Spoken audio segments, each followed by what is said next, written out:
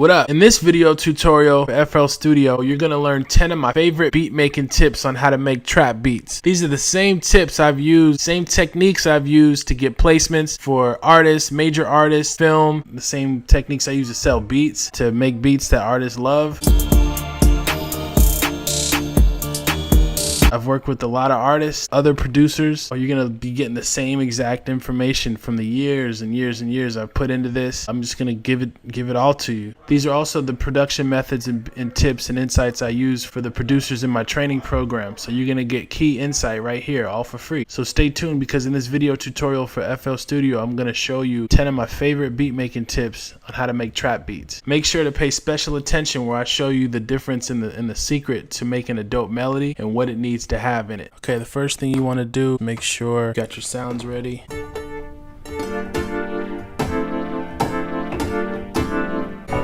So I like to start with a dope chord progression. My forte happens to be the piano. I studied classical piano back in the day. Piano was always my thing, but my beats didn't actually start hitting real the way they were supposed to hit until I was a student of the game. I started studying drums, drum production.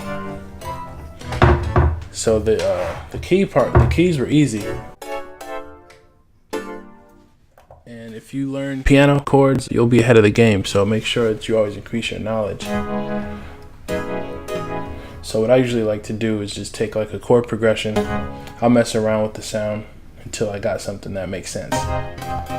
Some people go into a beat with an idea in their mind, but not me. I just kind of play it by ear.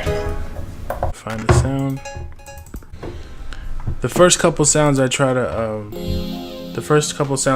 choose, I try to do my best to have it be clear. You know, the first few sounds, I don't want them to be too ambient and too loose and light and ambient, because the first sound of the first groove we want to create tends to define more of the whole beat. So I prefer it to be more clear.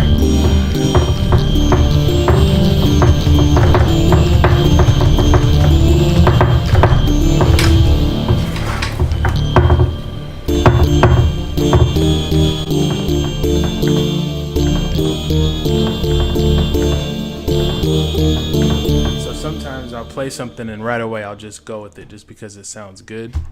And you know how it goes, if you keep playing with it over and over and over and over again, sometimes it might not sound good anymore even to you. So I'll just usually just try to, it's like jumping in the pool, just jump in the water.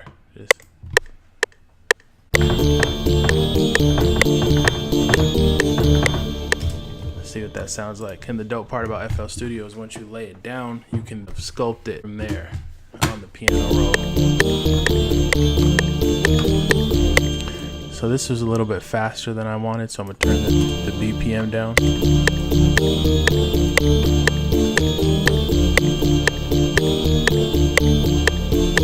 And I'm gonna quantize it. Quantize by holding, I think it's Command Q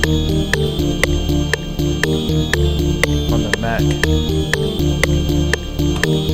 And you see, you can delete.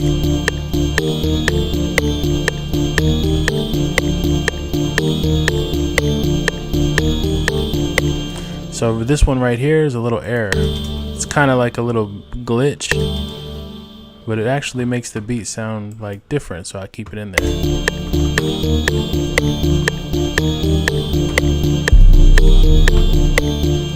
So what I usually like to do is I will clone the channel, clone the pattern, and then clone the line that I just made, if it's cool, and then paste it, and then I'll maybe do something like put it up an octave, and then maybe delete the middle lines, so it's only the bottom and the top lines left, just to experiment and see what we got, and then change the sound.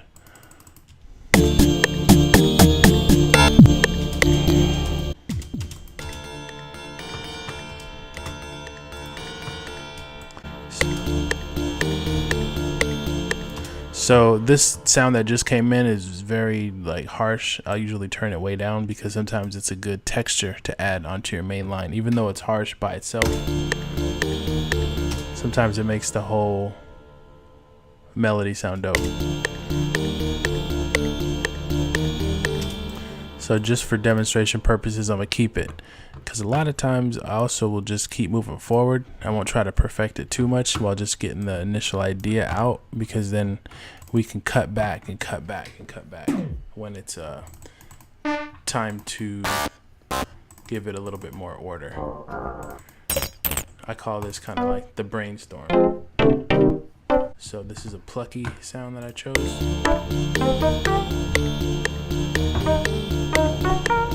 Not really feeling that sound, so I'll keep changing. Kind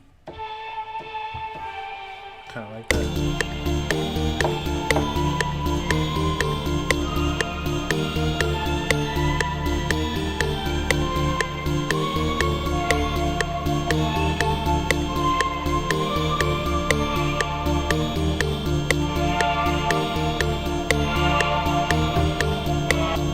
So we'll add that.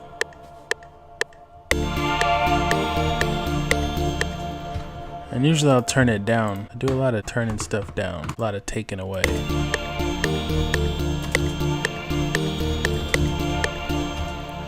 And even for this main line, let's say this sounds decent, right? We can clone it, and then we can make another track that's an that we can arpeggiate it. And you do that by holding Alt A. Yeah.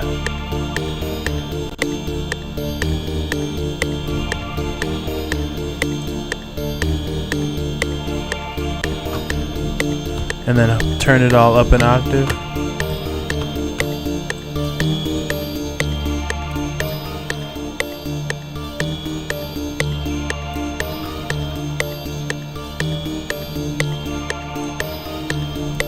And here's a little trick too. You can open up the melody channel and click this gear button, click the miscellaneous functions and the shift. Turn up the shift some, and it'll give your instruments a little bit of a drag. It'll give it more of a real feel, so it's not so boxy and robotic. And then here's a little tip I do. You turn the metronome off and then play your whole melody. And if the melody has like a bounce and a rhythm on its own, then you know you got something.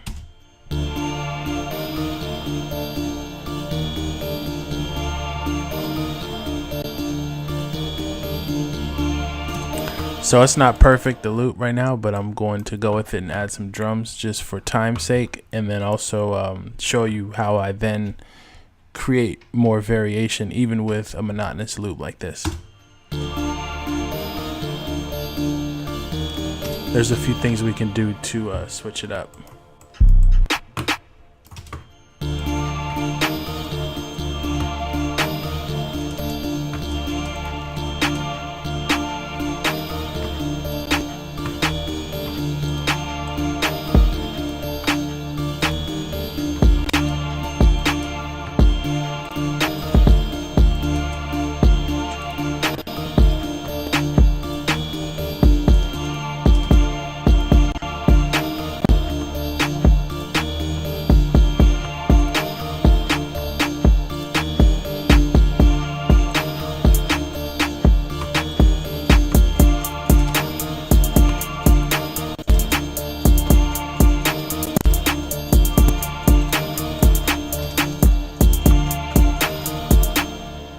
So if you hold Control and hit L,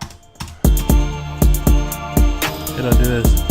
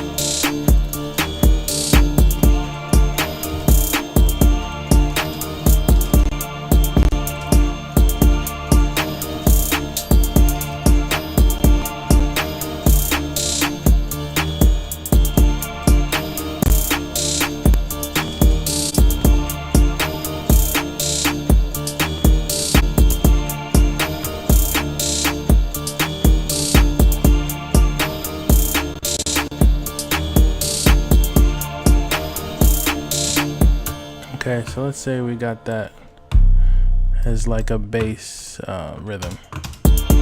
Then we go to the 808 and we find the what key it's in. It sounds like this.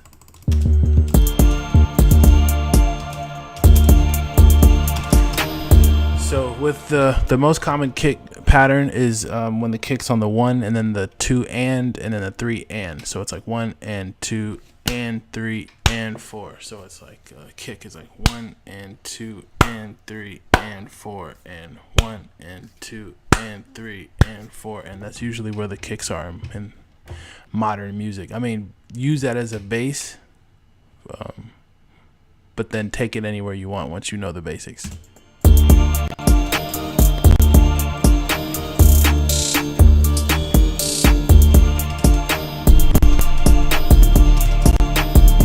So do you see how now that I got it in key, it fits right in? And then you can also now do things like put another one in there and then put it an octave higher. So it gives that doom doom, that modern 808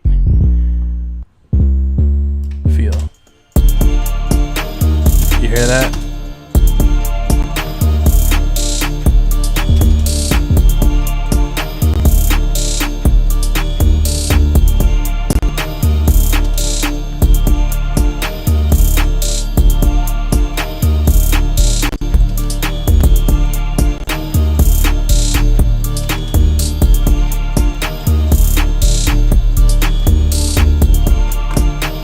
And also with your 808, you want to go right click on the 808 and go cut itself, so it will cut off when the next one plays. And then don't forget to save your beat. So I'm just going to save this one as HB6 because we're in HB today. Now I'm actually going to turn it over to you. Leave a comment below. Let me know how you start your beat flow. What are your production tips? I know I didn't cover everything that I was going to, but I'm going to make it in another video. So I'm going to turn it over to you. Let me know what your production tips are, and let me know what you have learned in this video right here. Make sure you subscribe. Make sure you stay tuned. I'll see you next time. Peace.